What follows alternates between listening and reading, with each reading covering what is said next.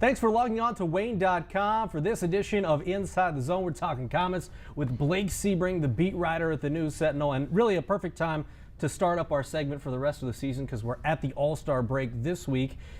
And when we talk about this season, the first season in the ECHL for the Komets, there are a lot of differing opinions on how successful the Komets have been, but to the biggest degree, they've been a little bit frustrating, wouldn't you say? Yeah, you don't know which team's going to show up when, or you can't predict, okay, now they should get hot, or they're healthy now, so this might be when things come together, and then they get three guys called up, or it's just there's no consistency, no continuity anywhere. How much of that has to do with the new league, the affiliations, and the lockout ending recently? I mean, that's had a big effect on the way the roster has been maneuvered. But the funny thing is everybody around the league will tell you that it's going to get worse from now on. Really? Yeah, that the number of player moves will triple from now on from what they've been. The Komets have already used 44 players. There's about 30 games left to go, and their record's 52 for a year. So you think it's going to fall. I mean, it could fall. And you think, okay, now things should settle down because now there's stability with the NHL and the AHL, and everybody laughs and says, oh, no, my friend, it'll get worse. You fool, And, well, it seems like people are a little bit down saying, oh, the Komets are down this year. Really, I'll play the positive guy in this role. Komets are 22-19. Mm-hmm. They're tied for second in their division. So, really, on paper, not that bad of a record considering they're in a new league. I think what's frustrating to people is they're lousy at home. I think that is the hardest thing. I mean, you're 10-12 at home, and it's not like you're playing in front of, high school bleachers. I mean, there's people there who are passionate, who are supporting you, and you give such an inconsistent effort every time at home. That's the big thing right there. If they were, 4 games over 500 at home, they're normal, they'd be in first place by about 6 points.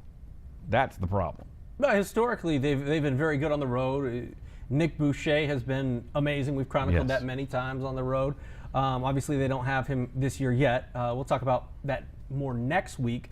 But what do they need to do aside from winning games at home to kind of turn the perception? Because right now, I think that's all they have to do. I really do. Okay. I mean, if they haven't won more than 2 games in a row at home all year.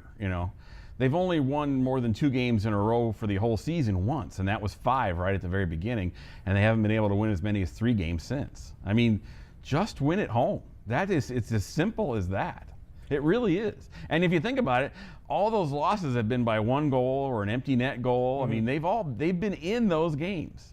The only one they got blown out on was New Year's Eve, which is a bad one to get blown out on. Yeah, there's a lot of fans there. Yeah, a few.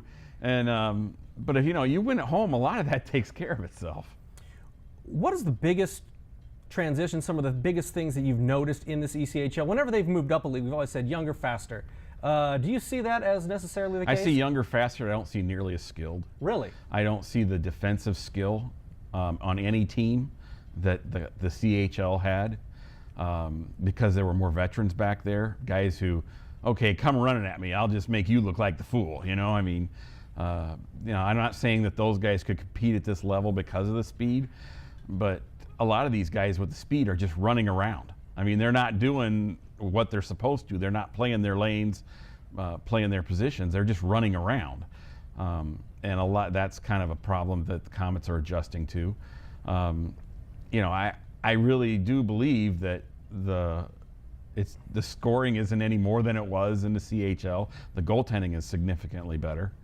But it's just more organized maybe in the CHL because they don't have the speed. They have to learn how to play the game, and they have to use their skill, and they have to think the game. I'm not seeing that as much at this level. One thing I'm seeing is I've got to give you some credit because when we did the Inside the Zone season preview, I asked you who you thought the MVP of this team could be, and you said Daniel Maggio. Boom. The All-Star week is this week. Maggio is the Komets representative in the All-Star game. How good has he been? And we saw a little bit at the end of last season, but how good has he been and what kind of steps has he taken to be considered All-Star level on the ECHL? Well, he's 21 years old. Level. I mean, the thing about Daniel is he has all the tools, and and defensemen take longer to mature than any other player because when they make a mistake, it's in the net. forwards make mistakes all the time. They got 200 feet to go, you know. And Daniel's played the most minutes of anybody. I think he's still learning how to play. You know, he's cut way back on his penalty minutes of late. Most of his penalty minutes of late have been come when he's been sticking up for teammates or trying to start something or that type of thing. So he's gotten away from a lot of the stick fouls he had, and he's really cut back in the third period too. So I mean, it's going to be a thing in progress for him, and he's going to keep getting better that way. One guy who is a notable omission from the All-Star game would be Brandon Marino. Yes. You take a look at him statistically. I know we're a little bit homery since we do cover the Komets on a weekly or daily basis, but the numbers have said Marino's had a fantastic season and really picked up where he left off last year. And I've been so impressed with him. It's not just at one end of the ice. I mean, man, that guy has been hustling his rear end off at both ends of the ice. He's really been trying to set the example.